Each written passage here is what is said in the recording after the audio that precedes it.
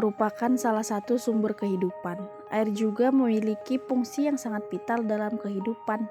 Air digunakan untuk kebutuhan sehari-hari seperti untuk mandi, mencuci, dan peralatan masak serta untuk pengairan dan lain-lain.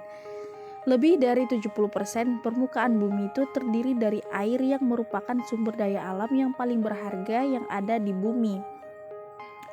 Air biasanya disebut tercemar ketika terganggu oleh kontaminan antropogenik dan ketika tidak bisa mendukung kehidupan manusia.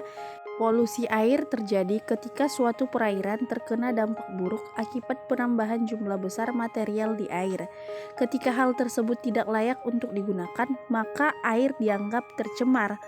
Polusi air atau pencemaran air adalah suatu perubahan keadaan di suatu tempat penampungan air seperti danau, sungai, lautan, dan air tanah akibat aktivitas manusia. Berdasarkan Undang-Undang Nomor 3 Tahun 1997 menyatakan bahwa pencemaran air adalah menurunnya kualitas air akibat masuknya makhluk hidup, zat energi ke dalam air akibat aktivitas manusia.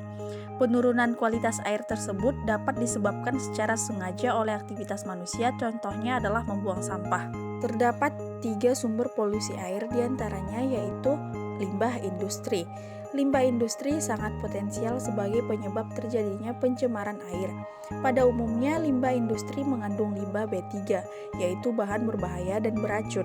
Menurut PP 18 tahun 1999 pasal 1, limbah B3 adalah sisa suatu usaha atau kegiatan yang mengandung bahan berbahaya dan beracun yang dapat mencemarkan atau merusak lingkungan hidup sehingga membahayakan kesehatan serta kelangsungan hidup manusia dan makhluk lainnya. Selanjutnya ada limbah pertanian. Pupuk dan pestisida biasa digunakan para petani untuk merawat tanamannya. Namun, pemakaian pupuk dan pestisida yang berlebihan dapat mencemari air. Yang terakhir yaitu limbah rumah tangga. Limbah rumah tangga mengandung limbah domestik berupa sampah organik dan sampah anorganik serta deterjen. Sampah organik yang dibuang ke sungai menyebabkan berkurangnya jumlah oksigen terlarut karena sebagian besar digunakan bakteri untuk proses pembusukannya. Apabila sampah anorganik yang dibuang ke sungai, cahaya matahari dapat terhalang dan menghambat proses fotosintesis dari tumbuhan air dan alga yang menghasilkan oksigen. Dan deterjen merupakan limbah pemukiman yang paling potensial mencemari air.